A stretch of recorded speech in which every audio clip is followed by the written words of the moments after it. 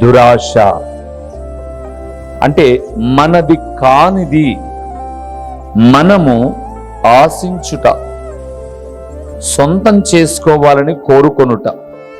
నేను ఎప్పుడు ఒక మాట అంటాను, మనిషి ఆశాజీవి. ఆశ ఉండడం తప్పు కాదు, నా మాట అర్థం చేసుకోండి. ఆశ ఉండడం తప్పు కాదు. ఆశ లేని వాడిని దేవుడు కూడా దీవించడు. ఆశ ఉండడం తప్పే, కానీ దురాశ ఉండడం మాత్రం తప్పు. ఆశ ఉండడం తప్పు కాదు.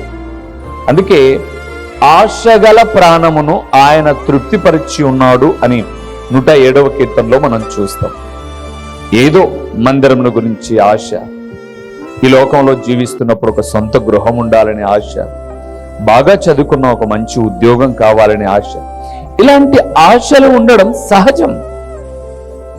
దురాశ అనేది ప్రక్కవానిది నాకు కావాలి. అందుకే యేసు ప్రభుల వారు లేదా ఇశ్రాయేలులతో తండ్రి అయిన దేవుడు 10 ఆజ్ఞలు ఇస్తూ ఉన్నప్పుడు, నీ పొరుగు వాని దేనిని ఆశించవద్దు.